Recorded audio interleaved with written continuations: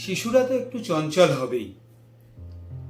মাঝে মাঝে তো তাদের এক জায়গায় বসিয়ে রাখাই মুশকিল হয়ে পড়ে। আর বসবেই বা কেন? সে ছুটবে, খেলবে। তবে তাকে পড়াশুনো শেখানোর সময় আমরা বড়রা কিন্তু ভীষণ সিরিয়াস হয়ে পড়ি। নমস্কার, আমি কৌশিক সোম। আমার ইউটিউব চ্যানেলে আপনাদের স্বাগত জানাই।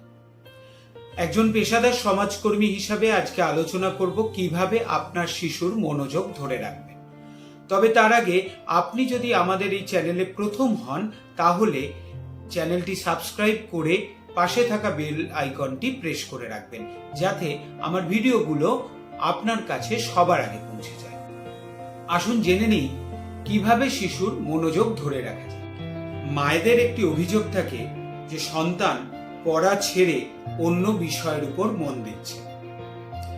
যেমন সে পড়তে বসে বারবার উঠে যাচ্ছে, অথবা নানা অজুহাত দিচ্ছে, যেমন টয়লেট পাওয়া, জল তেষ্টা পাওয়া, হাতে ব্যথা ইত্যাদি গুরুতর অজুহাত।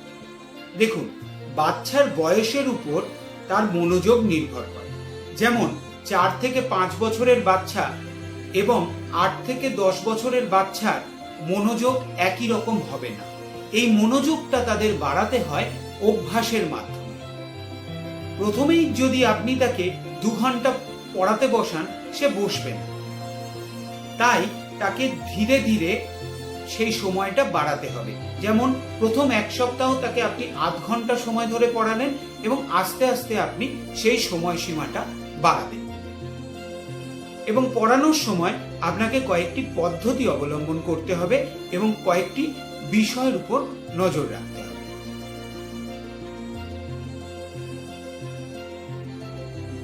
শিশুকে দিনে অন্তত 1 ঘন্টা ছোটাছুটি করে খেলতে দিতে হবে।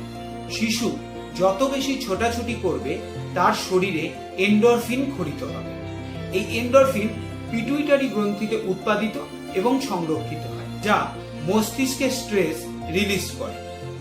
তাই বাচ্চা যদি ঘাম ঝরানোর পর পড়তে বসে, প্রথম 1 ঘন্টা তার সম্পূর্ণ মনোযোগ থাকবে পড়াশোনার উপর।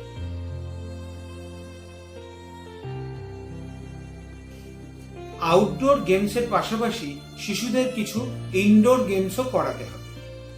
যেমন ধরুন, কিছু indoor activity, problem solving, puzzle solving ইত্যাদি বিভিন্ন বিষয় শিশুর সাথে করতে হবে। শিশুকে টানা পড়ানো মাঝে কিছুটা সময় তার সাথে একটু পাজেল সলভিং এর কাজ, একটু প্রবলেম সলভিং এর কাজ, বিল্ডিং ব্লকস ব্যবহার করে কিছু কাজ করানো ইত্যাদি করতে হবে।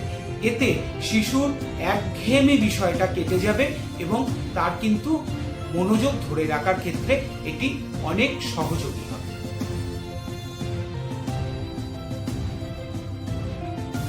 শিশুকে মজার ছলে গল্প বলুন।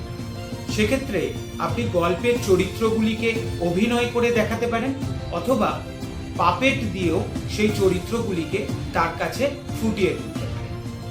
গল্প শুরুর আগে আপনি শিশুকে বলে রাখবেন যে গল্প শেষ হলে আমি তোমাকে কিছু প্রশ্ন করব এবং তুমি তার উত্তর দেবে, তাই তোমাকে গল্পটি মনোযোগ দিয়ে শুনতে হবে।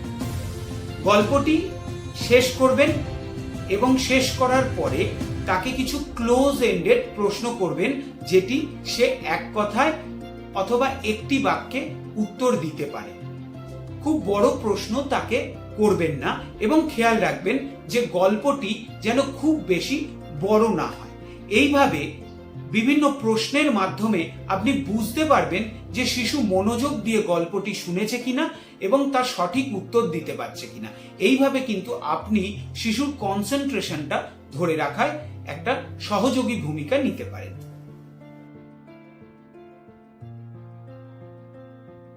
শিশুকে লেখার সময় ছোট ছোট নির্দেশ দিতে হবে। আঁকার ক্ষেত্রে বলতে পারেন, এই পয়েন্টগুলোকে জুড়ে দাও, এই অংশে রং করো। এবং আপনি ঘরের বিভিন্ন কাজ করার ক্ষেত্রেও শিশুকে ছোট ছোট নির্দেশ দিতে পারেন। যেমন সবজিগুলোকে গুছিয়ে রাখো, সবুজ সবজিগুলোকে আলাদা করে রাখো, এবং খেয়াল রাখুন শিশু আপনার নির্দেশ মতো কাজ করতে পারছে কিনা। এই বিষয়ে আমি আগের ভিডিওতে বলেছিলাম, ডেসক্রিপশন বক্সে তার লিংক আপনারা পেয়ে যাবেন। শিশুর মনে ছোট থেকেই যাতে অঙ্কের প্রতি ভয় না জন্মায় সেই বিষয়ে কিন্তু আমাদের সচেতন থাকতে হবে। পাঠ্য বইয়ের পাশাপাশি তাকে গুনতে শেখানো এবং সংখ্যা, পরিমাণ এবং চিহ্ন মেলাতে শেখানো ইত্যাদিগুলোকে আমাদের শেখাতে হবে। ক্লাস 1-এ ওঠার পর বাচ্চাকে রোজ কিছুটা সময় ধরে অঙ্ক করার অভ্যেস তৈরি করতে হবে। পাশাপাশি সিলেবাসের সাথে সামঞ্জস্য রেখে অন্য ধরনের কিছু অঙ্ক তাকে সমাধান করতে দিতে হবে। অজানা কিছু সমাধানের ক্ষেত্রে তার মনোযোগ অনেকটাই বেড়ে যাবে।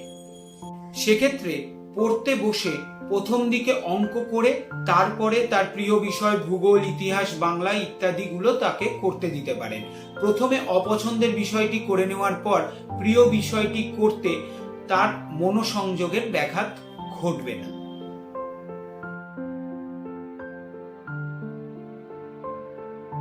আপনি শিশুকে নিয়ে বাজারে গেলেন এবং শিশুকে আপনি বললেন যে বাজারে তুমি যতগুলো লাল সবজি বা ফল দেখেছো তার সংখ্যাটা তুমি মনে রাখো এবং তুমি বাড়ি ফিরে আমায় সেই সংখ্যাটি বলবে। আপনি বাড়ি ফেরার সময় শিশুকে বলতে পারেন যে তুমি কতগুলি বাস দেখেছো এবং কতগুলি 3 চাকার গাড়ি দেখেছো সেটি তুমি মনে রাখো, এটিও তুমি বাড়ি গিয়ে আমাকে বলবে। আপনি বাড়ি ফিরে আসার পর তাকে জিজ্ঞাসা করবেন। আবার আপনি তাকে কিছু এমন প্রশ্ন করতে পারেন, যেমন তুমি যে গাড়িগুলি দেখেছো তার মধ্যে কতগুলি গাড়ি দেখেছো যার শেষ সংখ্যা জোড় ছিল, অর্থাৎ জোড় সংখ্যা ছিল। এটি আপনাকে বয়স অনুযায়ী শিশুর সাথে সেই রকম প্রশ্ন করতে হবে। এইভাবে আপনি যদি শিশুর সাথে প্রতিনিয়ত অ্যাক্টিভিটি করেন, বিভিন্ন প্রশ্ন করেন, তাহলে দেখবেন শিশু কিন্তু তার পরিবেশ থেকে যে শিক্ষাটা সে অর্জন করছে সেটির মাধ্যমে সে শিখতেও পারবে, তেমনি তার মনোযোগটাও ধরে রাখা কিন্তু সম্ভব হবে।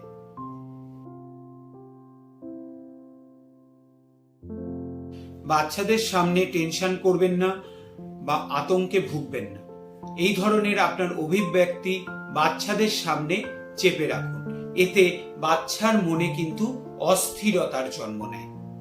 বাচ্চা যদি শান্ত পরিবেশের মধ্যে বড় হয় তাহলে কিন্তু সে নিজেকে স্বচ্ছন্দ এবং নিরাপদ বোধ করে। ভিডিওটি কেমন লাগলো জানাবেন এবং আপনি আর কি ধরনের আলোচনা শুনতে চাইছেন সেটিও কমেন্ট করে অবশ্যই জানাবেন। ভালো লাগলে অন্যদের সঙ্গে শেয়ার করবেন। দেখা হবে পরের ভিডিওতে। ভালো থাকুন, সুস্থ থাকুন। নমস্কার।